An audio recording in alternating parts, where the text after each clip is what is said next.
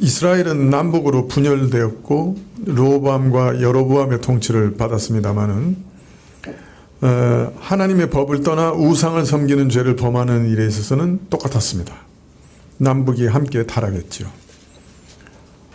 하나님을 떠나 세상과 세상 신들을 향해 달려간 것은 똑같았습니다. 또 한 형제인 이들은 북이스라엘과 남유다는 끊임없이 서로 대적하고 전쟁했습니다. 그래서 서로를 무너뜨리려고 했던 것이죠. 이런 와중에 르호보암이 죽었습니다. 그리고 북이스라엘의 여로보암 치세 제18년에 아비암이 유다왕이 되었습니다. 그리고 3년을 예루살렘에서 다스렸죠. 그런데 역대하에는 이 아비암이 아비야로 나옵니다. 왜 아비암과 아비암 서로 이름이 다를까요? 그래서 학자들은 이 아비암이 원래 이름이고 이후에 아비야로 개명했을 가능성이 있다, 그렇게 생각합니다. 아비야는 나의 아버지는 여호와시다 라는 뜻입니다. 또 어떤 분들은 아비암은 아비야의 애칭이라 이렇게 생각을 합니다. 하여튼 왜 이렇게 서로 이름이 다른지 분명하게 나타나 있지는 않습니다만은 저는 아비야라고 지금부터 부르겠습니다. 아비야는 어디서 또 한번 들어본 적 있죠? 중병이 들어서 죽은 여로보암의 아들의 이름이기도 합니다. 동명이인이죠. 그래서 여로보암의 아들도 아비야입니다. 아비야의 어머니는 마아가였고 압살롬의 딸이었다, 이렇게 되어 있습니다. 이게 원래는 아비살롬이라고 되어 있는데 이게 압살롬의 그 철자가 느린 형태입니다. 그래서 원래 이제 압살롬을 가리키는 건데요.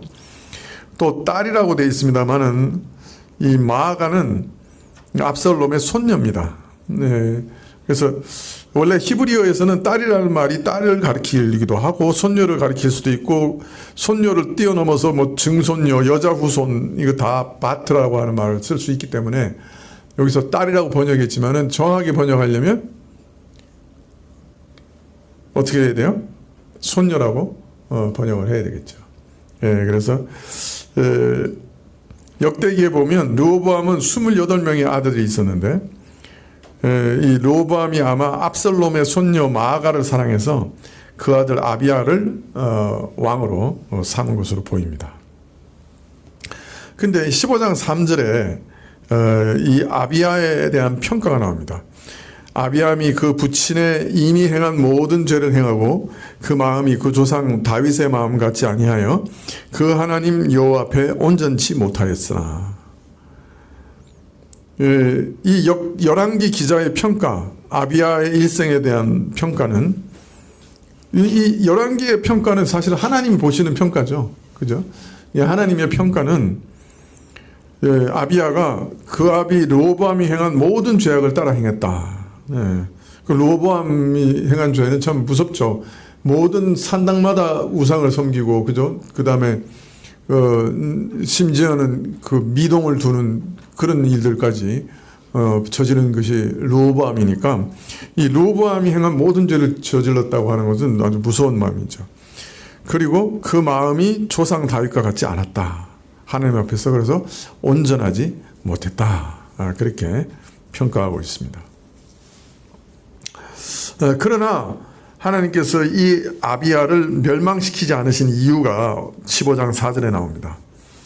그 하나님 여호와께서 다윗을 위하여 예루살렘에서 저에게 등불을 주시되 그 아들을 세워 후사가 되게 하사 예루살렘을 견고케 하셨으니 이는 다윗이 햇사람 우리아의 일 외에는 평생에 여호와 보시기에 정직히 행하고 자기에게 명하신 모든 일을 어기지 아니하였기 때문이라. 즉 이렇게 르호보암과 똑같이 범죄하고 그 조상과 같이 아니하고 그 아비야와 같이 행하는 아비야를 참 완전히 멸망시키지 않으셨던 이유가, 그 당대에서 끊어버리시지 않으신 이유가 여로보암처럼 왕권을 빼앗지 않으신 이유가 참 아비야가 죄를 행하고 온전치 못했음에도 불구하고 하나님께서는 누구 때문에 멸망케 하지 않으셨다고요? 예? 다윗 때문에. 네. 다윗을 위해서 예루살렘에 등불을 주셨다. 네, 곧 다윗의 후손을 세워서 하나님의 도성 예루살렘을 견고하게 하셨다. 이 말은 뭐예요? 다윗 때문이란 말은 뭐예요? 예, 다윗에게 주신 언약 때문에 라고 말할 수 있겠죠.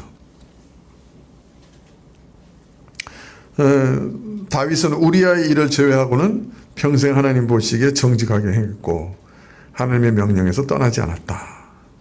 자, 그래서 여기서 등불을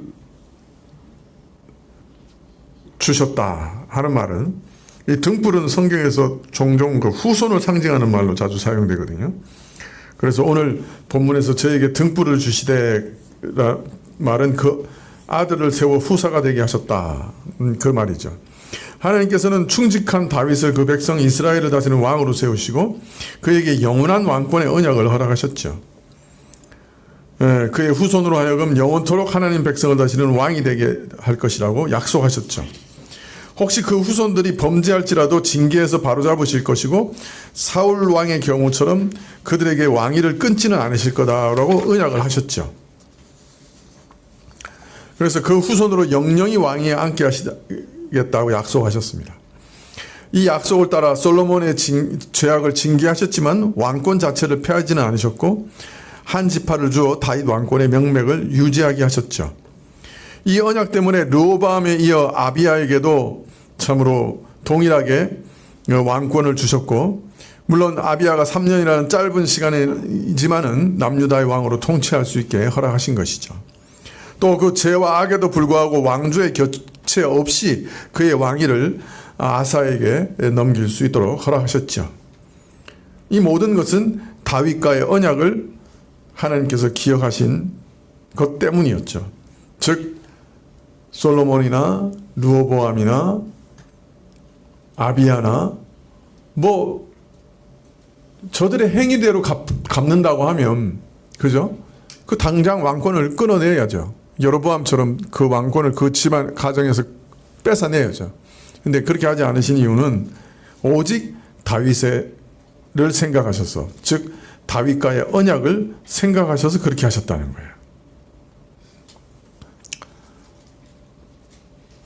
다윗의 후손들이 여로보암, 북이스라엘의 여로보암과 똑같이 이방신을 섬기고 이스라엘의 믿음을 무너뜨리고 하나님이 세우신 은혜의 질서와 제도를 떠났을지라도 여로보암처럼 하지 않으신 것은, 그 왕조를 멸하지 않으신 것은 다윗 언약 때문이다.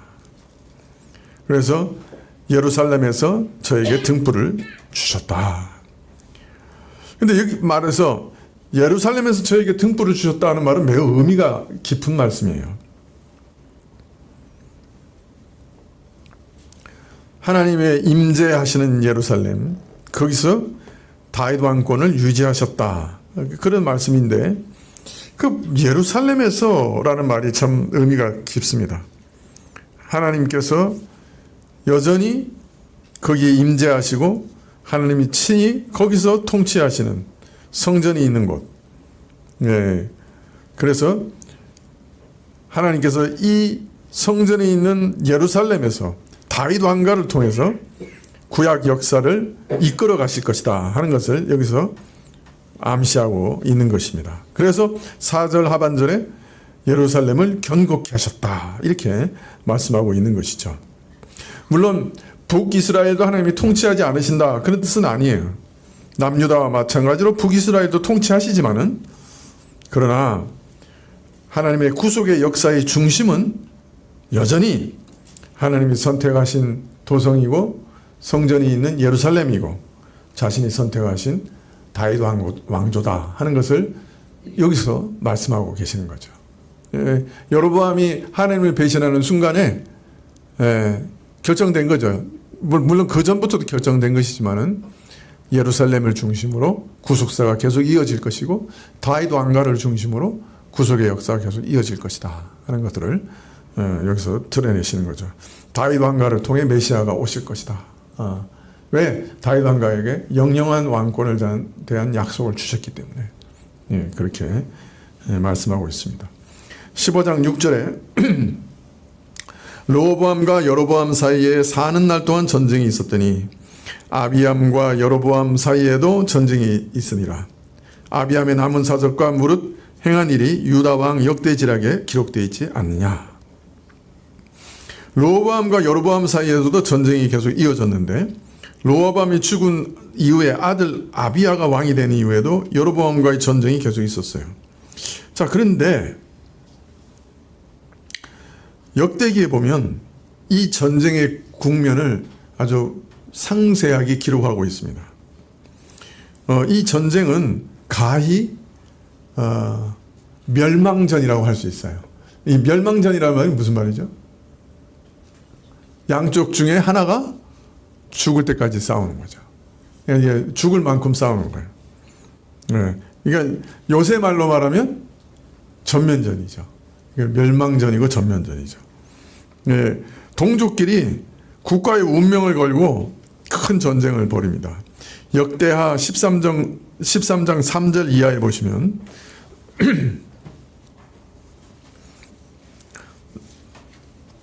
아비야는 택한 바 죄송합니다. 아비야는 택한 바 싸움에 용맹한 군사 40만으로 싸움을 예비하였고 여로보암은 택한 바 큰 용사 80만으로 대진했다. 진을 쳤다. 그렇게 얘기합니다. 두 지파밖에 없었던 유다는 몇만을 동원했다고요? 40만. 그 다음에 이스라엘은 80만. 아니, 요새도 이 정도 동원하면 이 정도 동원할 수 있는 나라 없어요. 요 사이도.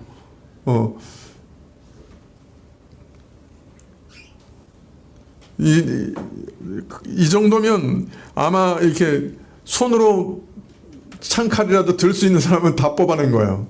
그죠? 전쟁할 수 있는 사람은 다 끌어모은 거예요.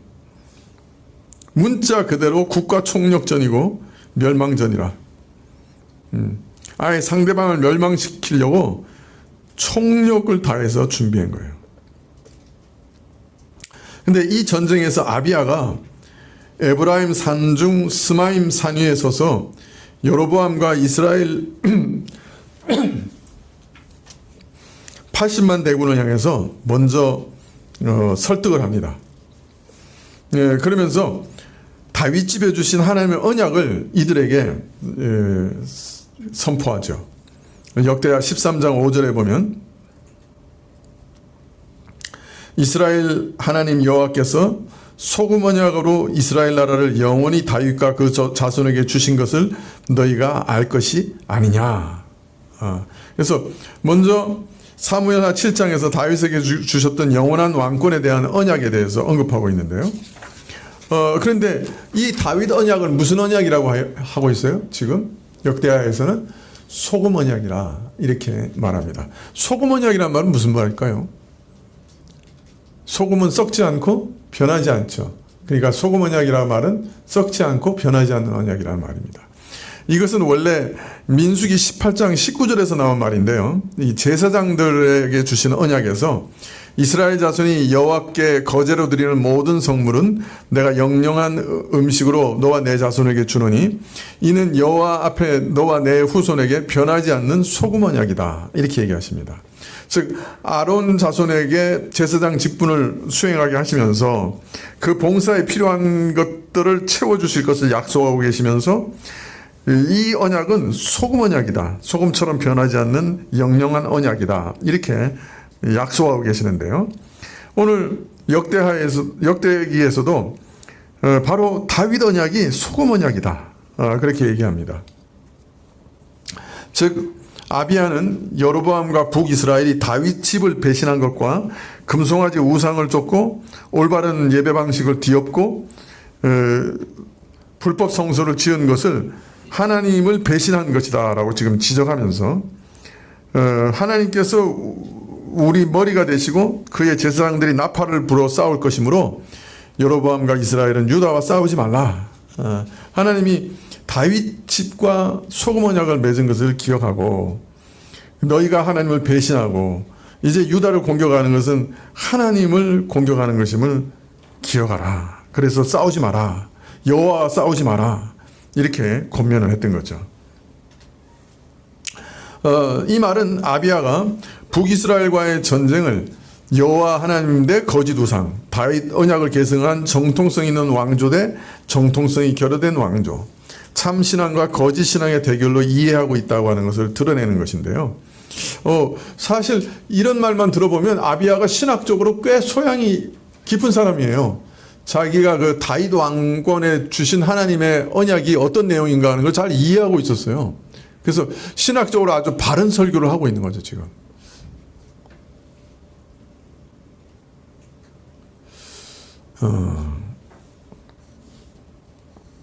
자, 그런데 사실 여로보암이 그 우상을 섬기기 시작한 다음부터 여로보암의 정통성이라고 하는 것은 완전히 사라져 버렸고 하나님을 대적하는 대적이 된 거예요. 그래서 하나님께서는 이 전쟁을 유다에게 승리를 주심으로 인해서 아비야의 이 견해가, 이런 이해가 옳다 하는 것을 인정해 주십니다. 여로보암과 북이스라엘은 아비야의 이런 공고를 듣고도 마음이 변치 않고 유다를 공격합니다. 그래서 복병을 두어서 유다를 앞뒤로 포위해서 공격을 가합니다. 북이스라엘은 이런 공격 앞에서 북이스라엘의 이런 공격 앞에서 유다는 여호와께 부르짖었고 제사장들이 나팔을 붑니다. 여러분, 이 나팔을 분다고 하는데도 이게 약속이 있는 행위인 것을 알 수 있습니다. 민수기 10장 9절에 보면 또 너희 땅에서 너희가 자기를 압박하는 대적을 치러 나갈 때에는 나팔을 크게 불지니 그리하면 너희 하나님 여호와가 너희를 기억하고 너희를 너희 대적에게서 구원하시리라. 지금 남유다가 나팔을 분다는 말은 북이스라엘은 누구라는 얘기예요? 대적이라, 여호와를 대적하는 대적이라. 그래서 유다를 멸절시키려고 하는 이 북이스라엘의 공격 앞에서 하나님의 백성을 공격하는 대적을 하나님께서 대적해 주십시오 하는 뜻에서 나팔을 분 거예요. 결국 하나님께서 북이스라엘을 그날 유다에게 패배케 하셨는데 포위 공격을 했는데도 하나님의 도우심으로 남유다가 이겨요. 그런데 그때 북이스라엘의 인명 손실이 어마어마합니다. 50만이 죽었다. 80만 중에. 나라가 끝장난 거죠, 사실. 그리고 많은 북이스라엘의 성읍을 남유다가 빼앗았습니다. 여로보암은 이 결정적 패배 이후에 다시는 강성하지 못했습니다. 다시는 서지 못했습니다. 자, 그런데 오늘 말씀을 보니까 이 아비야가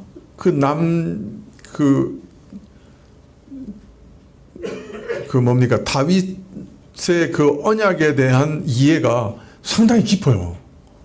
그죠? 신학적으로 아주 올바른 견해를 가지고 있어요. 그래서 설교를 하는데 아주 바른 설교를 하고 있어요. 신학적으로.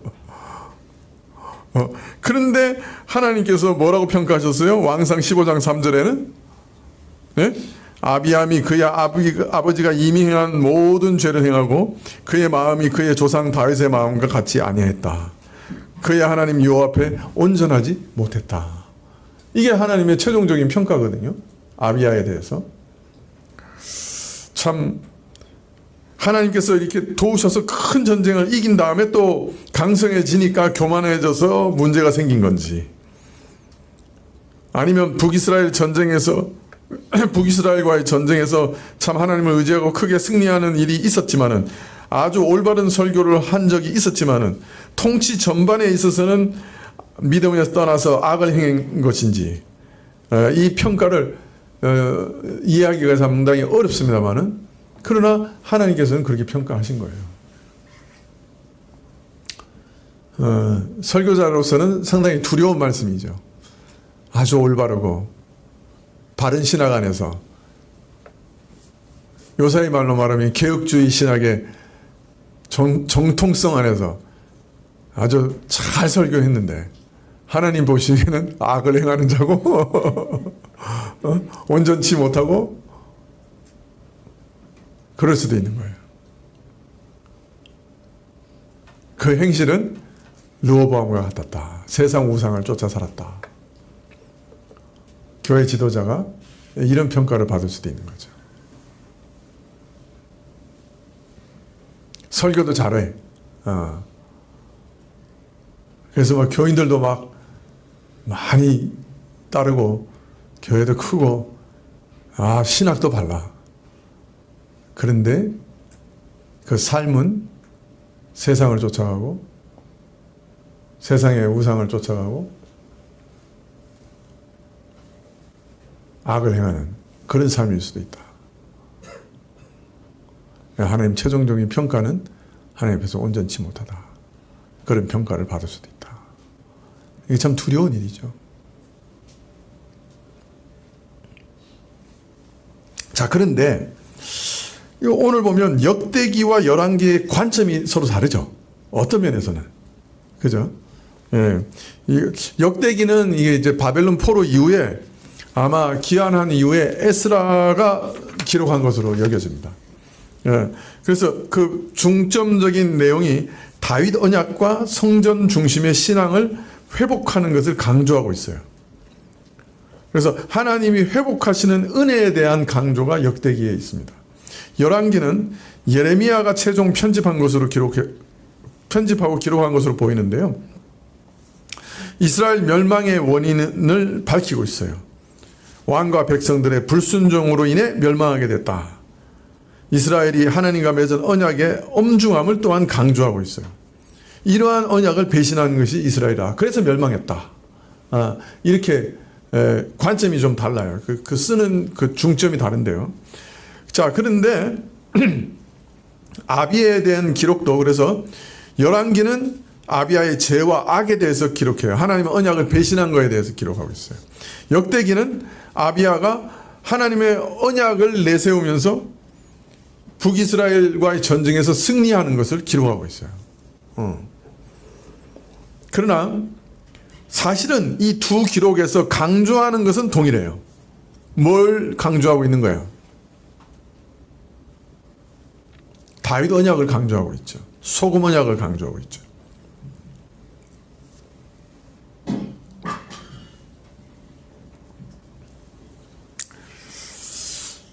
오늘 부침개가 좀 맛있더라고. 아무래도 오늘 좀 졸지 싶었는데.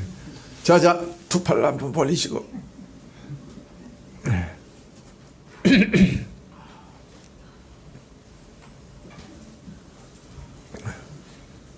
자, 졸리신 분은 일어서셔서 뒤로 가시고.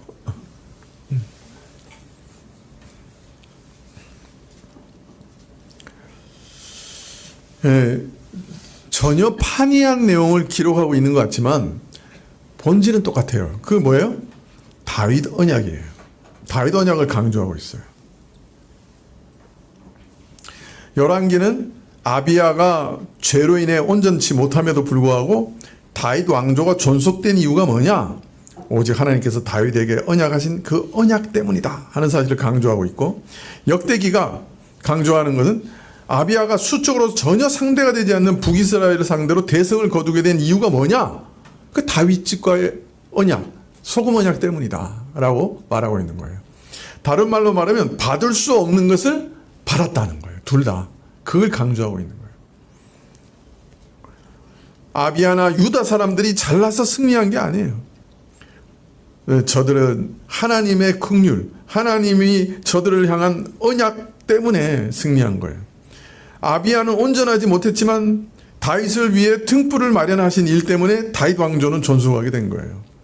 북이스라엘과의 멸망 전쟁에도 승리해서 나라를 보존할 수 있었던 것도 하나님이 다윗 언약을 기억하셨기 때문이에요. 다윗의 후손들은 항상 하나님의 언약에 불순종하고 불성실했어요. 하나님의 은혜를 받을 자격이 없는 사람들이었어요. 그러나 하나님은 다윗 언약에 신실하셨어요. 그래서 아비야 편에 서셨고 여로보암처럼 다음 때에 가문이 멸망해서 왕조가 바뀌는 일도 일어나지 않았어요. 다윗의 후손들은 받을 수 없는 은혜를 받았던 거예요. 자격이 없는데 은혜를 받은 거죠. 자, 그런데 이처럼 다윗 언약을 기억하사 자격 없는 다윗의 후손들에게 은총을 베푸신 이 은혜는 예수 그리스도의 구속을 얻고 새 언약의 은혜를 입은 모든 성도들이 하나님의 자녀를 삼아 주신 그 모든 은총이 사실은 하나님의 언약을 통해서 주어진 값없는 은총이라고 하는 것에 있어서는 본질상 전혀 다르지 않아요.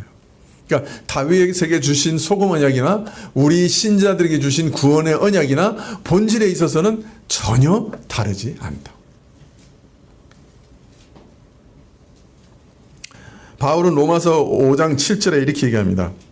의인을 위하여 죽는 자가 쉽지 않고 선인을 위하여 용감히 죽는 자가 혹 있거니와 우리가 아직 죄인 되었을 때에 그리스도께서 우리를 위하여 죽으심으로 하나님께서 우리에 대한 자기 사랑을 확증하셨느니라. 그러면 이제 우리가 그 피로 인하여 의롭다 하심을 얻었은즉 더 그로 말미암아 진노하심에서 구원을 받을 것이다. 자, 우리가 하나님 앞에서 구원을 얻을 때 상태가 어땠냐? 의인이었느냐 죄인이었느냐? 죄인이었다. 죄인의 상태에서 구원을 얻었다. 하나님께서 우리를 사랑하실 때 어떤 상황에서 사랑하셨느냐? 의인일 때 사랑하셨느냐? 죄인일 때 사랑하셨느냐? 죄인일 때 먼저 사랑하셨다. 하나님께서 자기 아들을 주실 때 우리가 선인이었느냐? 악인이었느냐? 악인이었다. 하나님이 그 아들을 주실 때 우리가 죄인이었느냐? 의인이었느냐? 우리가 죄인이었다. 하나님이 그 아들을 주실 때 우리가 하나님 앞에서 참 보기 좋은 하나님의 자녀였느냐? 아니면 하나님의 원수였느냐? 뭐라 그래요? 아들을 주실 때 우리는 하나님의 원수였다. 자, 그렇기 때문에 하나님께서는 그 이후에도 우리의 어떠함에 따라 그 언약을 철회하지 않으신다. 처음부터 우리가 죄인이었을 때 언약하신 거고, 처음부터 악인이었을 때 언약하신 거고, 우리가 하나님의 원수였을 때 그 은총을 베푸셨으니 그 이후에 우리의 어떤 행위로 인해 하나님의 언약이 변화되지는 않는다. 원래부터 받을 수 없는 자들이 받은 은총이었어요. 원래부터 받을 수 없는 자들이 받은 사랑이었어요. 원래부터 받을 수 없는 자들이 받은 구원이었어요. 선행 은총이라. 은총, 은혜가 받을 수 없는 자들에게 먼저 주어졌다. 다윗의 소금 언약과 똑같아요.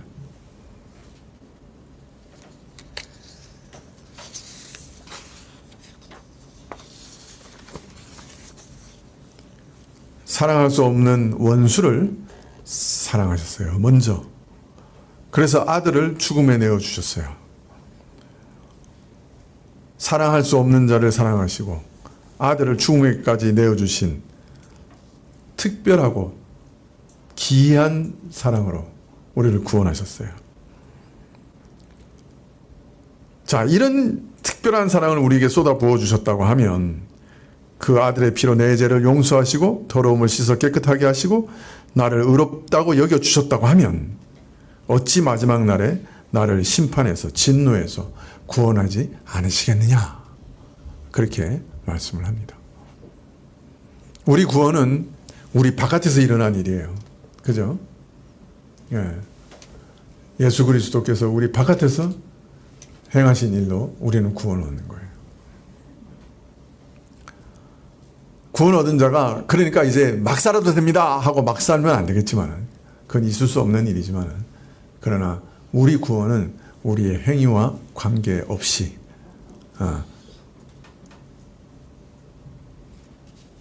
다윗의 자손들이 항상 하나님을 언약을 배반했지만은 다윗 언약 때문에 하나님이 기억하시기 때문에 저들에게 왕권을 계속 베푸신 것처럼 우리도 오늘 참 하나님의 자녀답게 살지 못하는 자들이지만은 우리는 하나님의 언약을 배반하는 자들이라고 할지라도 하나님께서 그 언약을 배반하지 않으시기 때문에 하나님께서 그 언약을 기억하시기 때문에 오늘도 우리는 구원을 얻을 수 있는 것이죠. 죄와 저주의 형벌에서 구원을 얻을 수 있다 말씀하고 있습니다.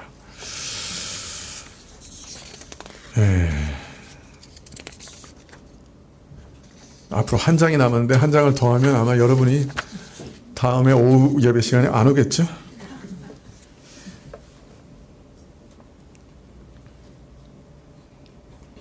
다윗 후손들이 은혜를 받을 조건도 없을 때 하나님의 은총으로 지탱되었듯이 우리 믿는 자들도 하나님의 원수되었을 때 부르심을 받고 구원을 받았으며 지금도 하나님께 아무것도 내어놓을 수 없는 죄인들이지만은 오직 우리의 의와 거룩과 구속이 되시는 그리스도의 은혜로 우리 바깥에서 이미 이루어진 그 은혜로 구원을 얻는다. 그렇게 그리고 구원을 누린다. 구원을 유지한다. 라고 오늘도 말씀하고 계십니다. 하나님이 우리를 구원하시겠다. 내게 오는 자는 내가 결코 내어버리지 않겠다. 약속하시는 그 언약은 어떤 언약이에요? 소금 언약입니다. 소금 언약. 영영이 변치 않으시는 언약이라. 내가 어떤 상황이라도, 내가 어떤 죄인이라도, 하나님의 원수라도, 하나님 내가 정말 이런 죄인입니다. 고백하면서 예수님께 나가면 예수님 뭐라 그랬어요? 내게 오는 자는 내가 결코 내어쫓지 않으리라. 결코 내어쫓지 않는다. 이것은 영영한 언약이에요. 소금 언약이에요.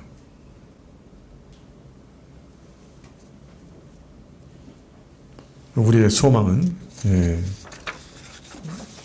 나의 어떠함에 있지 않고 내가 어떤 상황이라도 그리스도의 어떠하심에 있습니다. 그리스도의 변하지 않으심에 그의 언약이 소금 언약이라고 하는 것에 있습니다.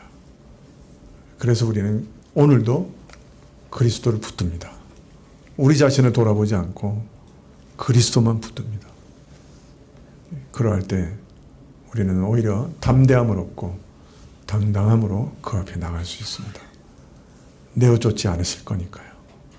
우리를 받아주실 거니까요. 네가 오늘 나와 함께 낙원에 있을 것이다 하고 약속하시니까요. 그래서 오늘도 우리는 그리스도께 나아갑니다. 기도하시겠습니다.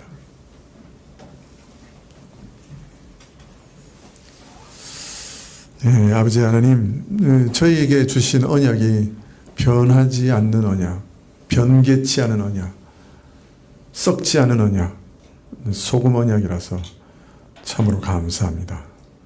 우리는 늘 변합니다. 우리는 늘 배신합니다. 우리는 늘 범죄하고 더럽습니다. 그러나 하나님은 변하지 않으십니다. 하나님은 변개치 않으십니다. 하나님은 영영이 자신의 언약을 기억하십니다. 그리고 우리를 받아주십니다. 이 사실이 오늘도 우리가 하나님 앞에 설 수 있는 유일한 근거입니다. 오늘도 우리 영혼을 의탁하오니 주의 약속대로 우리를 받아주시옵소서. 예수님의 이름으로 기도합나이다. 아멘. 하늘에 계신 우리 아버지시여, 이름이 거룩히 여김을 받으시오며 나라의 임하옵시며 뜻이 하늘에서 이룬 것 같이 땅에서도 이루어지이다. 오늘날 우리에게 일용할 양식을 주옵시고 우리가 우리에게 죄 지은 자를 사하여 준 것 같이 우리 죄를 사하여 주옵시고 우리를 시험에 들게 하지 마옵시고 다만 악에서 구하옵소서. 대개 나라와 권세와 영광이 아버지께 영원히 쌓옵나이다. 아멘.